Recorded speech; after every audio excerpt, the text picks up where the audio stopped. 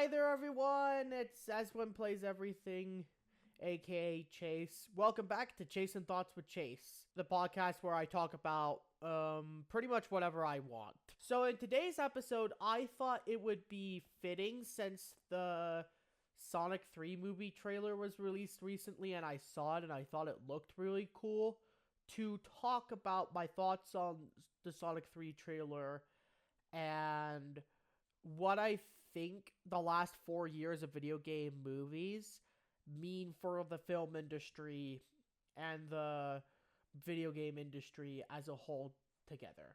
So first off, I do want to say that I personally think that Shadow in this trailer looks absolutely amazing. And the way that he teleports is really cool and I like it. They did a very good job with making Shadow the Hedgehog authentic. And there's also a scene, like a very quick scene right here. Editor, put that in. Where it indicates that they're gonna base his origin story based off of Shadow the Hedgehog, the video game Shadow the Hedgehog, which is a very edgy video game as far as Sonic games go, and might be one I play sometime. I'm not sure. That entirely. So, in the Sonic 2 trailer, we see that Knuckles kind of pummels Sonic, and in Sonic 3, we see that Knuckles is getting pummeled by Shadow, which I think is hilarious continuation of that. And if that becomes like a thing in the Sonic trailers, I just think that would be absolutely hilarious. Also, apparently Gerald Robotnik, Professor Robotnik's grandfather, is alive in this movie, and I think that's very interesting, and we're gonna get a lot of stuff where we can see where this is gonna go with it. One thing I will want to say about the Sonic 3 movie is that I really hope that we get to see Super Shadow at the end, because I just think that would be absolutely sick and really cool to see, just Super Shadows zooming through. I'm not sure if there can only be one person who's super at a time in this continuity, or if they're gonna let both Sonic and Shadow have super forms at the same time. Overall, I'm very excited for the third Sonic movie, and I personally can't wait to see where they take all the different story elements they have so far. Gun, Shadow the Hedgehog, Gerald, Fat Robotnik, dare I say. I think that was hilarious. Anyway, I just wanted to take a few minutes to talk about that. But my main topic is going to be what I think the past 4 years of movies means for the future of Hollywood, like the film industry and video game industry, because I think that's going to be a very interesting topic to talk about. But before I continue, first off, if you enjoy this content, I would ask you to like and subscribe. I normally don't do this, but I just felt the need to say that. And second off, if to complement that, there's a random fact I have in my notes. Did you know the total amount of rings in Sonic 2 is 4,230? I'll leave an image of a Reddit post that shows the exact placement of all the rings. I just found that and I thought it was a really cool fact that I wanted to share. To start off this top discussion about different video game movies, I wanted to take a way left field throw and talk about the 2005 movie Street Fighter Alpha. It's a somewhat early success of video game movies. It didn't get the same acclaim as say the new Mario Bros movie, or even Sonic 1, but it was still fairly well received at the time and showed that the premise had promise and could work. However, it showed that it could only work if you stayed loyal to the story of the game itself. Because if you didn't, then you might end up with the Mario Brothers movie. No, not the good one. This one from 1993. Ugh. Yeah, I know. That's disgusting. Anyway, so if you guys don't know what the heck you just saw, that was the Super Mario Brothers movie from 1993. It was a hilariously bad flop. In fact, it was such a bad flop that Nintendo backed out of the film industry for the next 20 years because of how bad this movie was. I'm not just gonna spout off general stuff. I want to dive deeper, so I did. So here's what I found. So Rotten Tomatoes, which is one of the more common ways of gauging a movie's popularity among audience, it has a Rotten Tomato approval of like 29%, which is terrible for movies. I don't know if the average is supposed to be 50% or what, but I do know that 29% is pretty bad. The Rotten Tomatoes site's consensus states, and I quote, "Despite flashy sets and special effects, the Super Mario Bros. Is too light on story and substance to be anything more than a novelty." Another good site for gauging how good a movie is, Metacritic, they reviewed it a 35 out of 100, which is not much better, which was based on 23 different critics indicating generally unfavorable reviews. And then and then there's this completely random thing that I found on Wiki, which said that CinemaScore gave the film a grade of a B+ on a scale of A+ to F, which was really weird because that is surprisingly good, considering that the general narrative of this movie is that it's pretty bad. So why is it such a bad movie? There's two main reasons for this. One, the CGI is horrible and awful. Oh my goodness, the Goomba. My friend, you do not look so great with arms and legs.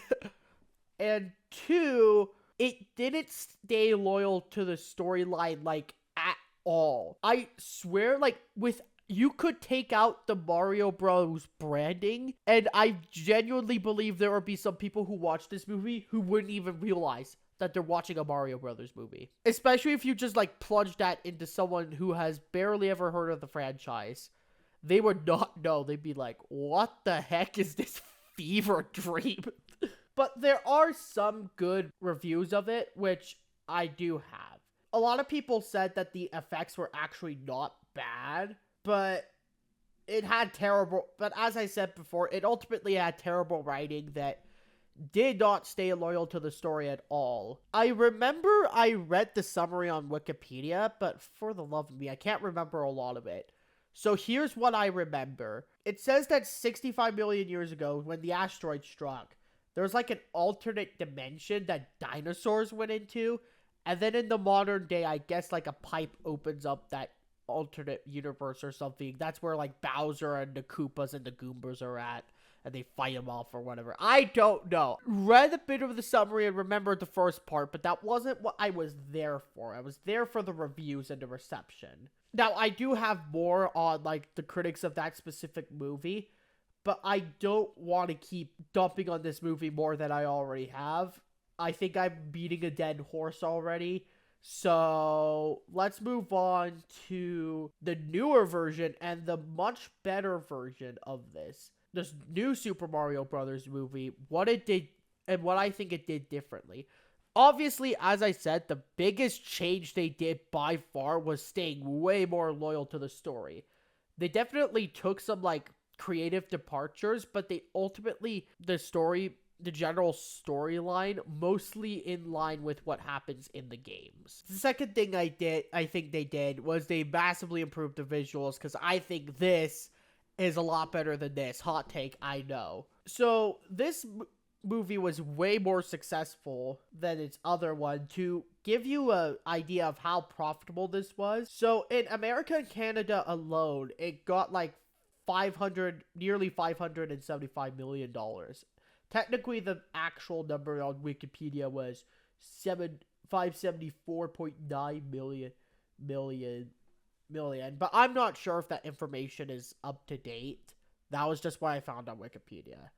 And I know you should say, oh, don't trust Wikipedia, because anyone can add anything on it. you can add anything on it, but it also has to be source checked by a bunch of different page moderators who actually make sure what you're saying is true and not complete bullcrap. The movie got a worldwide total of $1.36 billion, which made it the first video game movie to reach that level of success. And it also became the highest animated movie in 2023, and it was the highest grossing movie of the year until Barbie came along and overtook it, which I don't want to get into Barbie, please. And it also became the highest grossing film that Illumination Studios, the ones who made that movie, ever released. The two major things I think they changed that made it way better was they had an actual coherent story that was faithful to the video game franchise it was based off of, and it looked better in general. There's also but yeah, the biggest change I think production wise was they probably decided to pander to fans of the series specifically rather than trying to make what I believe was probably a more general cinematic experience, which might have been what they were doing in the 1993 film. Now, I wasn't there in 1993. I didn't do any research, and I don't know this. This is just my theory. But anyway, we gotta turn to back to our boy, the blue blur, Sonic. Get in here. See, Sonic?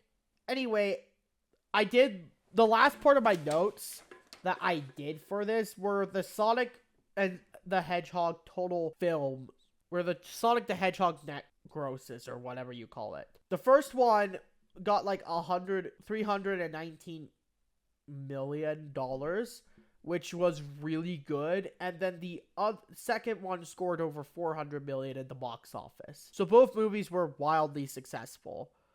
But it wasn't always slated to be this way.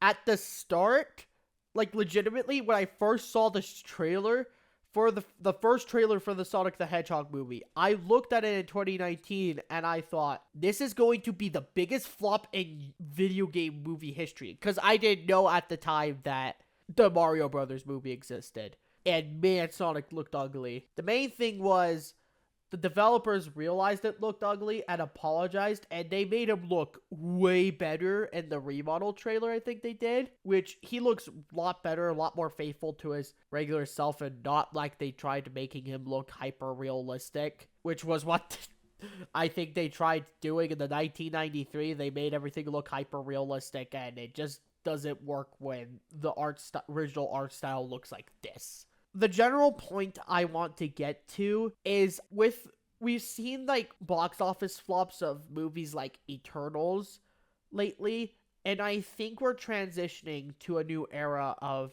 movies. The same way that we did when like cowboys and stuff and other fantasy stuff phased out in favor of superhero movies back in the mid to late 2000s. In the early 2020s, we're seeing a shift from that to perhaps video game movies being the new norm.